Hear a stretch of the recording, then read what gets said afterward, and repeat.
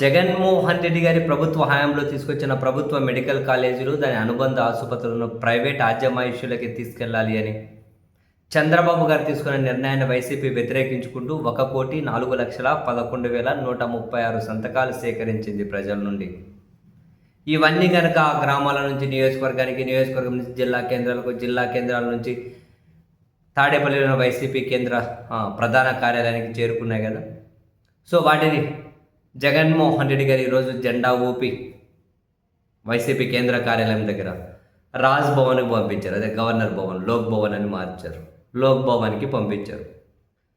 ఆ తర్వాత వైసీపీ ముఖ్య నేతలతో జగన్ కీలక సమావేశం నిర్వహిస్తూ ఉన్నారు.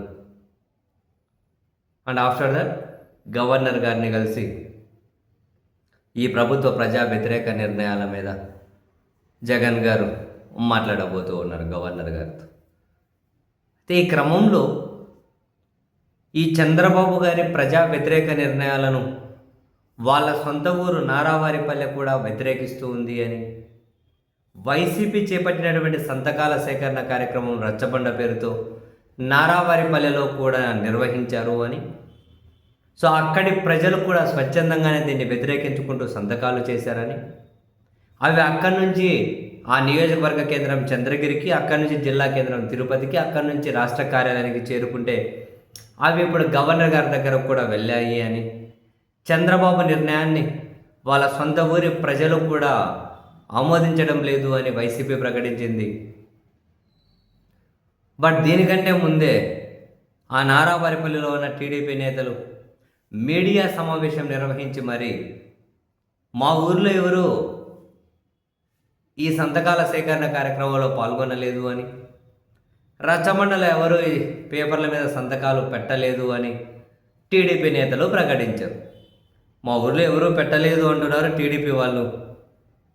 లేదు, సొంత ఊరి ప్రజలు కూడా చంద్రబాబు గారి నిర్ణయాన్ని వ్యతిరేకించుకుంటూ రచ్చబండలో ఈ సంతకాల సేకరణ కార్యక్రమంలో భాగస్వాములు అయ్యారు. సొంత ఊరిలో కూడా చంద్రబాబు గారికి తన నిర్ణయం మీద షాక్ తగిలింది అని వైసీపీ చెబుతుంది. మరి ఎవరిది నిజం ఆ ఊరోళ్ళకే తెలియాలి. అండ్ ఇక్కడ నాకు ఇంకో అర్థం కాని విషయం ఏంటి అంటే, చంద్రబాబు గారి సొంతూరు అంటే వాళ్ళకేం మెడికల్ విద్య వద్దా, వాళ్ళకేమీ వైద్యం వద్దా, ఆ ఊర్లో అందరూ కోటీశ్వర్లే ఉన్నారా, ప్రభుత్వ కాలేజీలు వద్దా, ప్రభుత్వ వైద్యం వద్దా?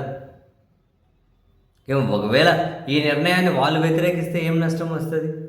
చంద్రబాబు గారి కుటుంబం వ్యతిరేకిస్తుంది అంటే ఓకే, ఎందుకంటే వాళ్ళకు బ్రహ్మాండంగా డబ్బులు ఉంటాయి, ప్రభుత్వ విద్యనో ప్రభుత్వ వైద్యం వాళ్ళకి అవసరం లేదు కాబట్టి. అలాగని చెప్పి చంద్రబాబు గారు ఊరి వాళ్ళు కూడా వ్యతిరేకించకుండా ఉండాలని చెప్పి అదేమైనా రూలా? తెలియదు. మొత్తం మీద సంతకాల కార్యక్రమంలో భాగస్వాములు అయ్యారు వాళ్ళు అన్నది వైసీపీ పాయింట్, మేము ఎవరమో అవ్వలేదు అనేది ఆ ఊరి టీడీపీ నేతల పాయింట్. ఏది నిజమో వాళ్ళకే తెలియాలి.